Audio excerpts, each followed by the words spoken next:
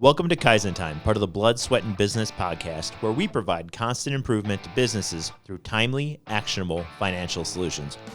Do you want answers to your financial questions? Email us at bsp@kaizencpas.com. I'm your host, Mark Valesky. Now let's get started. Welcome to another episode of Kaizen Time. I'm joined by Brian Bride, Director of Payroll Operations. Brian. Mark. How many people work in our payroll operations? We have 8. 8? Does that include you? No, 9. 9. All right. And, you know, every time I come into that department, people are just chipping away at spreadsheets. It's a busy thing to do. But AI is really good at working on spreadsheets. So what I really want to get into is AI, and more specifically AI agents within the payroll space. First, are they any good, or are they a scam like a Nigerian prince? They are not a Nigerian prince, but they're an AI agent, right? So most people use AI now as Google, right? So, hey, ask ChatGPT or ask GPT. That happens a lot. An AI agent is a little bit more specific. So, they perform certain tasks or like a subset of tasks, and they follow rules that are very, very specific, and you use them to interact with like software to pull information. So in iSolved, right, is the system that we use, they have an agreement with Claude. So the only current tool that's used outside of iSolved for AI is a PTO tool in Claude. So the idea between, AI and AI agents is, you come in for a day and, you use a stunning computer, turn on Windows, turn on Excel, start working, right? Claude and ChatGPT want to work the same way. You come into work, you open your Claude window, right? So you can ask stuff to Claude. It's connected to iSolve. So right now, they only have one thing. It's PTO. So you can go to Claude and say, how much PTO time do I have off? If I take this much time, tomorrow, how much do I have after that? And you can actually put a request in, and they're connected to the back end, and it will put the request into iSolved and send it to your manager. Okay. So realistically, it's a fancy calculator in ways. It is for some things because you want really small subsets of things. So as the first test is just PTO.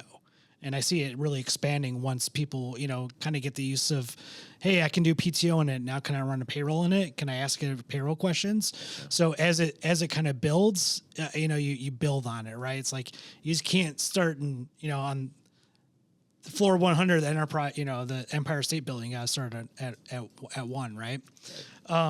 So the other thing it does have is there's a tool inside of it that they use to look at payrolls. So things it can do right now that it can really flag the AI is unusually large payrolls, right? So that's like it can look at comparisons. It looks like your last 10 payrolls and says, all right, is this in line or is this different? I want to pause you Sure. right now because you see those online social media posts, but this person worked for 1 week and due to a payroll issue, they got paid $18,000. Right. Is it one of those things? No, it's where it's trying to help the CSR that does the payroll to make sure that it doesn't go out of whack.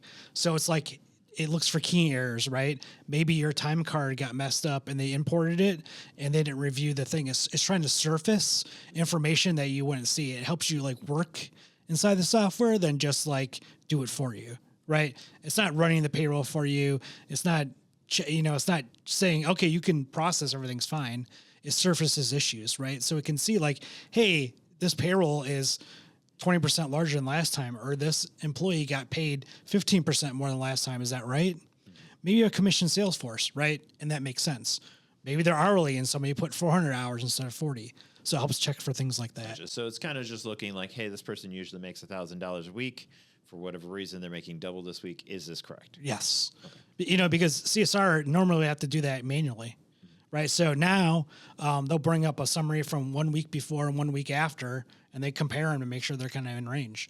So this makes it really easy, the quick check. So we're not eliminating people from the process. We're using it as a tool to help you get better and more accurate data. Well, one thing I want to add with these AI agents built into software, it's a closed network.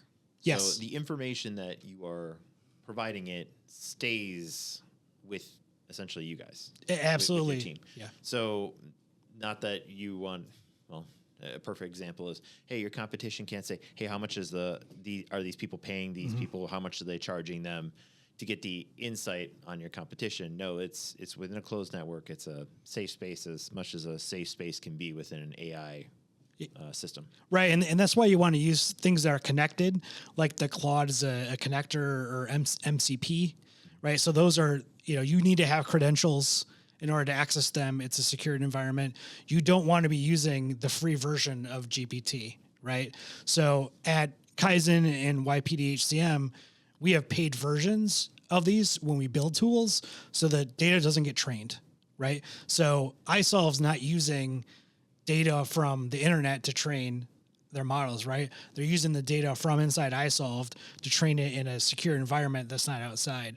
Actually, I think it was either today or yesterday, there was an article about running a new ChatGPT model and saying it tried to hack a different system or something. And it's like, well, it doesn't do it by itself, right? Somebody had to give somebody's telling you to do it. Somebody had to give those commands. So is that, did they get, hacked some way that way? I don't know, because I didn't see enough on it. But the data secured is in the secured environment. We don't go outside of it. We use all the workplace and workspaces channels, yeah, right, where it doesn't go anywhere. It's just there. So it's comparing your data to your previous data, right? And that's actually another thing I want to bring up with these AI agents. The information has a narrow focus. Okay, it's not pulling stuff from Google searches. It's not doing stuff it's not trying to find stuff online. It is in the realm, and more specifically, when you go in to an iSolve, it knows, hey, we are focused only on payroll. Right. So it's not grabbing anything else. Right. Which makes it much cleaner. Right. Yeah. Exactly. So it's not like instead of Googling it, you're not putting something in GPT about payroll. It's not pulling data from anywhere. It's pulling data from the internet. You don't want to do that. So it's specifically your login, your data inside iSolve that's super protected, right? And it's very like you said, it's a very small subset because it can't do things like it doesn't have enough information now. Maybe in the future it will, but right now it doesn't. Where it can't look at an employee pay and be like, this person should be 1099 versus W-2. Gotcha. It doesn't do that, right? It doesn't do compliance things, right?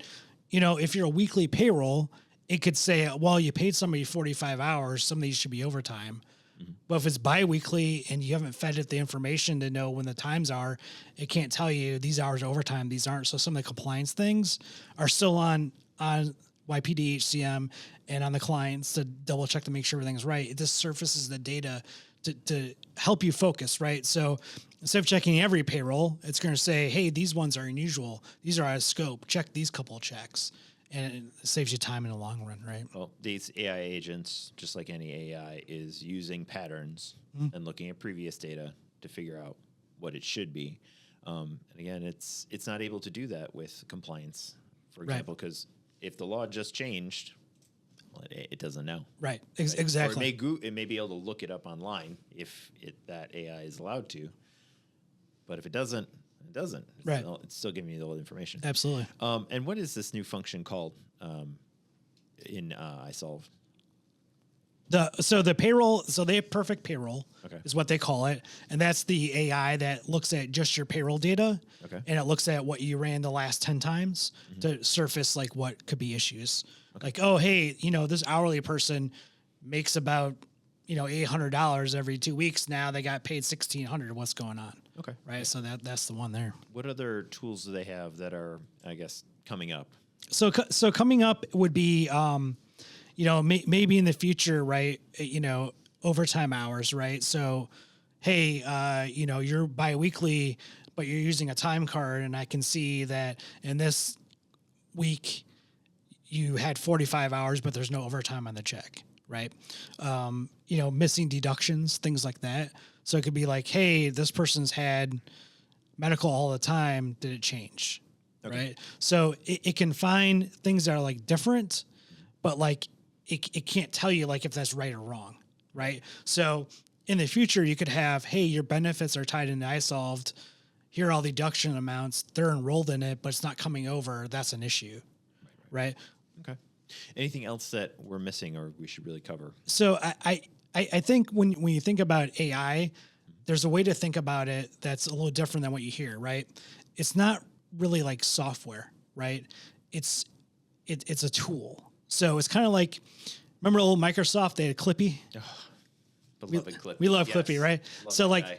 that, that was, hey, when something happens, Clippy's going to pop up, right? Well, the AI is like that, but it's just way faster and has a bigger context. It's called a context window, bigger context, so it can identify situations that aren't generic, right? It can identify specific situations. So when you use these AI agents, you want them very narrow and focused, right? You're not going to have an AI agent that like runs your entire payroll for you. You'll have an AI agent that will tell the payroll agent, hey, enter hours. And then they say, my hours are entered, and they come back to you. Okay, run the pre-process register, right? It's not the same agent doing everything. They have very specific tasks. And that's what we want to think about so you can measure it, right? So let's say we're 3 years from now, and there's a lot more AI in it. You still need KPIs to be like, all right, this, we have 15 clients running, only 12 of them ran. Why did the other 3 not run, right? Because it can make mistakes. It can have issues. It's not 100% perfect, just like a person. Well, and that's the one thing, though, that I really want to focus in on is that if an AI screws something up, you can't really hold it accountable. Right? You're not going to sue the AI or the AI creator. There always still is a person in the loop who is saying, yes, this is correct. Because if something goes wrong, then that person can be held accountable, and then corrections can be made. Right. So, yeah, and that's what our intention is with the tools, is to give it to CSRs that can provide great customer service and dedicated support to our clients. Perfect. Thank you so much, Brian. Thanks. You've been listening to Kaizen Time, part of the Blood, Sweat, and Business podcast. If you like what you heard, subscribe and leave a 5-star review. This podcast has been brought to you by Kaizen CPAs Plus Advisors, providing advisory and accounting services to help you grow your business. Learn more at kaizencpas.com or email us at bsb@kaizencpas.com.